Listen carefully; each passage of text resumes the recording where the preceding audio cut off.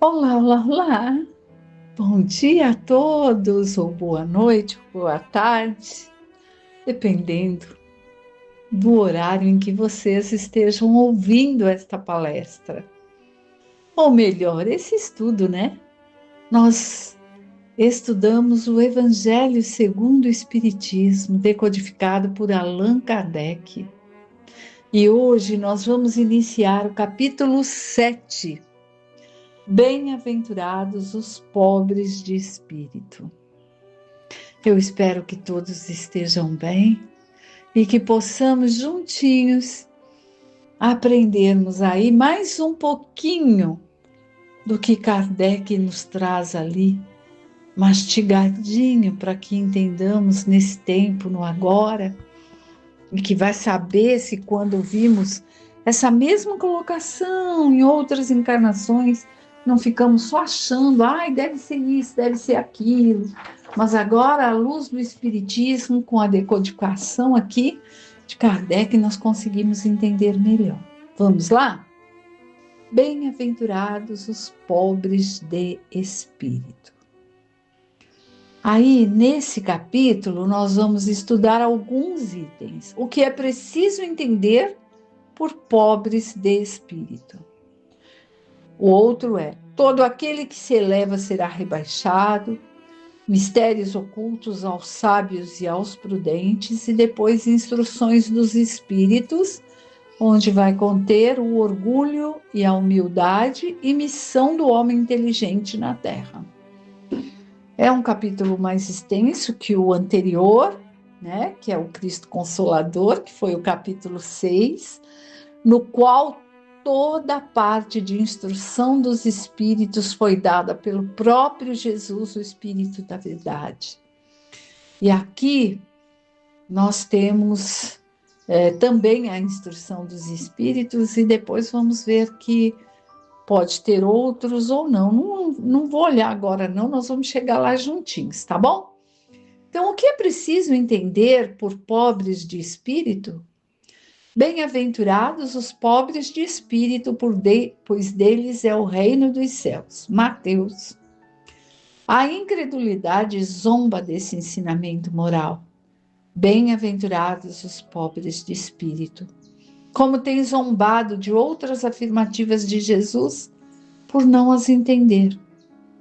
Por pobres de espírito, Jesus não se refere aos homens desprovidos de inteligência, mas sim os humildes. Ele diz que é deles o reino dos céus e não dos orgulhosos. Os homens de ciências e de cultura, segundo o mundo, geralmente têm uma opinião tão elevada de si mesmos e de sua superioridade que olham as coisas divinas como os desprezíveis para merecer a sua atenção. Preocupados somente com eles mesmos, em suas vaidades, não podem se elevar até Deus. Essa tendência de se acreditarem superiores a tudo e a todos os leva a negar forçosamente o que, estando acima deles, poderia rebaixá-los e a negar até mesmo a divindade. Se consentem em admiti-la, negam-lhe um de seus mais belos dons divinos, sua ação providencial sobre as coisas desse mundo, convencidos de que só eles já bastam para bem governá-lo. Consideram sua inteligência como se fosse a medida da inteligência universal e, julgando-se aptos a entender tudo, não creem na possibilidade daquilo que não entendem. E quando opinam sobre alguma coisa, consideram seus julgamentos como definitíveis e inapeláveis, ou seja, indiscutíveis. Ai, gente, são tantas colocações que ele nos faz aqui, né? E aí o título já começa: o que é preciso entender por pobres de espíritos? O que é preciso? Então vamos ver, né? a colocação aqui de Kardec, o que ele nos coloca é que pobre de espírito, gente, não é aquele assim, ele é desprovido, como está aqui no Evangelho, né, na colocação. É desprovido de inteligência, é uma pessoa que não tem cultura, que não tem conhecimento. Não, não, não, não, não. Tudo errado. Se a gente começou a ler esse capítulo achando isso, já vamos reconfigurar essa significação. Pobre de espírito é o humilde, o desapegado das coisas do mundo, não desapegado no termo assim, então eu não preciso trabalhar mais porque eu sou humilde, não careço de pagar aluguel, de pagar prestação, de pagar conta d'água e luz, não é isso.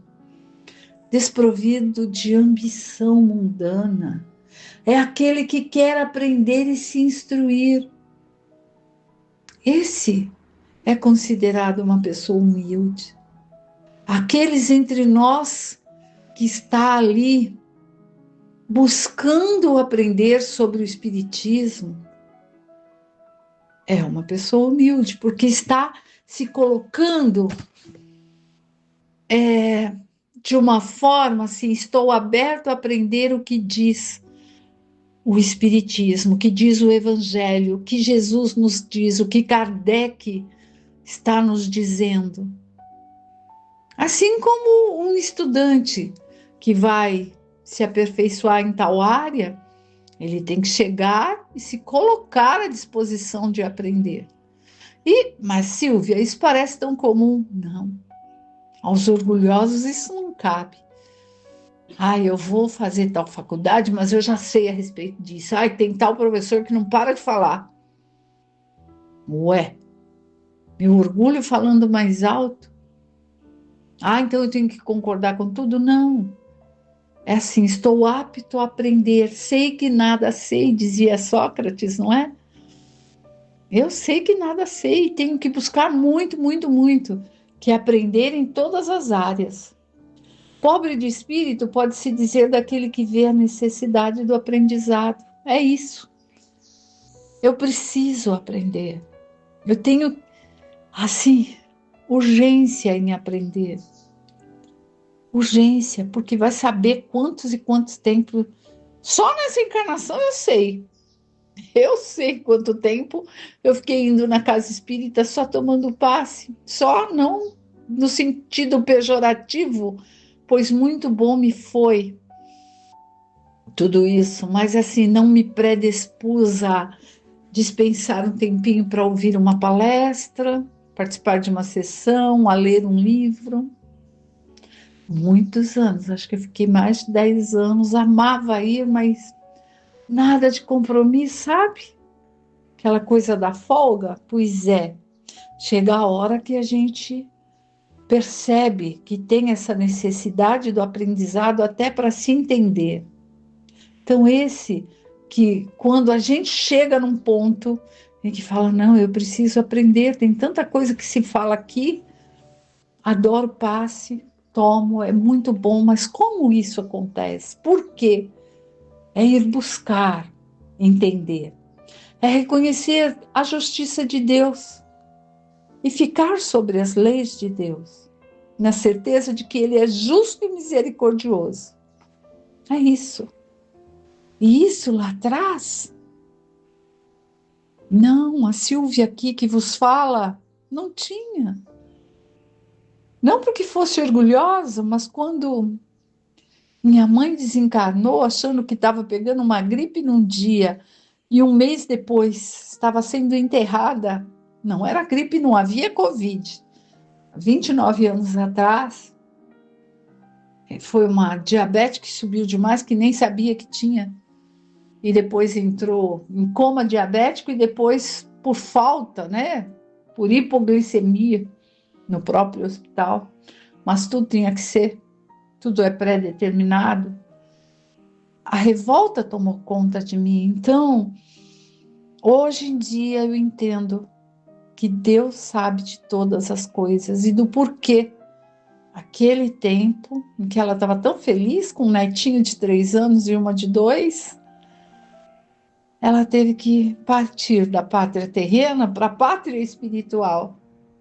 Mas eu não entendia nada disso, não. Então, hoje em dia eu consigo reconhecer essa justiça. Sei que Deus é bom, é justo e tudo tinha um porquê. Então, ser ali pobre de espírito é quando a gente confia nesse amor de Deus, na sua bondade, tem fé. Pobre de espírito também pode-se dizer daquele que sabe que está encarnado num estado transitório. Hoje em dia eu sei disso, eu não sabia. Para mim era tudo que eu tinha. Hoje em dia eu sei. Eu tenho que aproveitar esse tempo que eu tenho aqui e as oportunidades para que eu aprenda. E aprender sobre tudo que eu gosto. Eu gosto de artesanato hoje em dia, que eu vá aprendendo, fazendo e ensinando, passando meu conhecimento aos outros. Fui professora, aprender sempre para poder estar instruindo de forma correta, pois tudo vai avançando. Aprender principalmente os valores morais, coisas que nem sempre me eram claras. Aprender a empatia para com os semelhantes, para a natureza e toda a criação divina, para com o planeta, né? E aprender a ser grata por estar no planeta Terra, que me dá a condição de estar aqui encarnada, estagiando e aprendendo um pouquinho mais para chegar no plano espiritual um pouquinho melhor. Então, pobre de espírito engloba tanta coisa, gente. Sabe? É não ter mais orgulho, porque sabe que orgulho não vale de nada. Para quê? Vai me ajudar em quê? Em nada, só ser chata. Ser a chata, a prepotente, né? Então, quando a gente vai percebendo tudo isso, percebendo que não somos melhores que ninguém, todos somos filhos do mesmo Pai, sobre o mesmo planeta né? Encarnados para seguirmos a nossa jornada. Reconhecer que somos um ser, um espírito em processo de melhoramento. Isso é ser pobre de espírito também, porque senão, eu sou perfeita. Como assim? Não somos. Não somos e eu não serei perfeita em várias encarnações. Tá já predizendo algo? Não.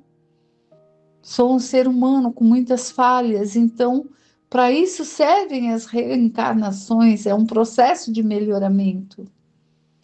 E o que é preciso que entendamos aqui é que ser humilde não significa ser dominado pelo outro, mas trazer dentro de nós a simplicidade de nos colocarmos como um filho de Deus em busca de melhoramento. Se eu, Silvia, me coloco ali dizendo que eu pretendo, pelo menos, estou em aprendizado, óbvio, de ser ali uma pessoa humilde, então eu posso deixar que o outro faça o que quiser de mim. Isso é humildade? Não. Isso, se formos ver as categorias de obsessão, é subjugação pelo espiritismo. Isso, pelo processo social, não sei o nome técnico judicialmente, não, os advogados que pensem aí, mas é uma dominação sobre o outro. Eu sou humilde, tenho que fazer tudo que o outro manda, tudo que o outro quer. mesmo que eu veja que esteja errado. Não, não é assim. Ser humilde é estar disposto a sempre aprender, é ver Deus ali sobre todas as coisas, é respeitar, é se respeitar, é buscar se melhorar, é se colocar como filho de Deus mesmo em busca de ser melhor. Porque esse é o nosso processo. E ser melhor não significa que eu vou ter que ser dominado pelo outro, que o outro é superior a mim.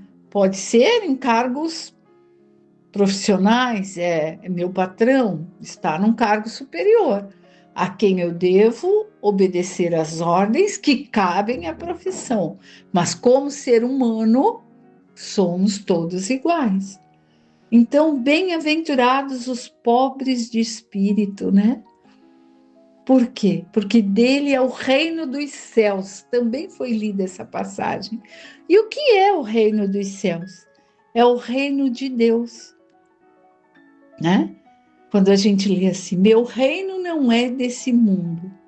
É o quê? Porque meu reino é no plano espiritual. Então, são algumas passagens que nós lemos até aqui.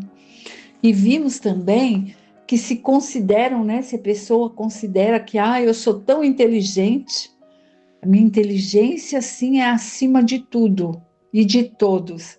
Aí, se eu acreditar que eu sei que há algo superior, mas não consigo nem nominar, porque meu orgulho é maior.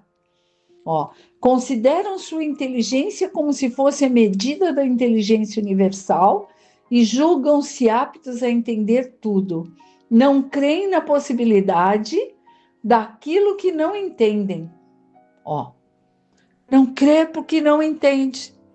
Se eu não consigo, se eu vou numa casa espírita, sento lá na palestra, ouço uma palestra, saio de lá apontando o dedo para quem falou e dizendo: essa pessoa não sabe explicar, tudo que ela está falando aí não tem nada a ver. Imagina, isso daí está tudo errado. Eu estou julgando ao invés de estar atenta a ver o que traz aquilo ao meu conhecimento. Ou eu sou tão orgulhosa, eu acho que minha inteligência é tão superior que aquilo que ela está falando é impossível. Imagina, vai falar que existe ali uma vida além dessa? A opinião não condiz com a minha. Então, os meus conhecimentos e os meus julgamentos são definitivos e não tem apelo que seja, não. Ou seja, ninguém vai discutir comigo sobre isso, não. Porque eu sei que tem uma força maior, eu sei que tem algo aí que criou tudo isso, mas quem é esse povo para ir lá e falar em nome de Deus? Quem eles pensam que são? Então, gente, ser pobre de espírito não é que quem está lá falando sabe de tudo, não. Está estudando para falar e buscando e sendo amparado pela espiritualidade que trabalham, né, nas casas sérias do espiritismo. E nós estamos nesse planeta para nos melhorar, né? E aí é uma passagem por aqui, como se estivesse nos hospedando para descobrirmos novos conhecimentos. Como se fosse viajar, estivéssemos num lugar lindo, ficássemos num hotel e fomos para aproveitar a viagem. Então, nós temos que olhar para o mundo como crianças querendo aprender, buscando aprender em todos os sentidos, no profissional, no de relacionamento com os familiares, com os profissionais com os quais divido o meu trabalho, principalmente nos conhecimentos em relação aos ensinamentos de Cristo. E como esse item é um pouquinho longo, meus amigos, nós vamos parar por aqui, porque nosso tempo já está ali no finzinho, sabe? Mas que nós possamos sorver ali um pouquinho desses ensinamentos de Cristo que Kardec vem colocando aqui para a gente de um jeitinho mais simples, para que realmente entendamos e que jamais nos deixemos ser dominados por alguém achando assim, eu estou sendo humilde porque falou isso, eu tenho que deixar fazer do jeito que quer, mesmo que eu sofra, mesmo que doa, mesmo que me batam. Ser humilde é se colocar ali na posição do aluno aprendiz, que sabe que está aberto para ser o melhor possível e aprender o que é bom, porque Deus não quer que ninguém sofra. Ele vem para nos trazer a paz, o amor e a justiça. E no próximo encontro vamos continuar aqui mesmo, nessa primeira página do capítulo 7, porque eu ainda li apenas 2 parágrafos, certo? Fiquem com Deus e que estejam todos bem, que sejam muito felizes nos dias vindouros. Que Jesus, nosso irmão maior, esteja presente nos pensamentos, como disse ali o capítulo anterior, o Cristo Consolador, que Ele é o jardineiro que está cuidando dos nossos pensamentos, não é? Foi o que li ali no finalzinho do capítulo anterior. Então, que Deus, nosso Pai, permita que Jesus, nosso irmão maior,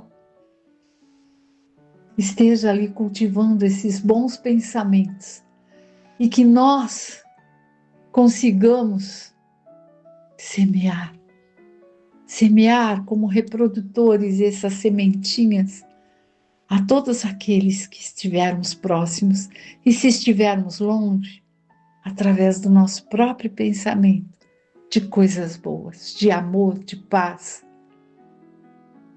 de coração flutuando, coração imerso de amor, desse amor puro do alto, de Deus nosso Pai. Fique em paz e até breve.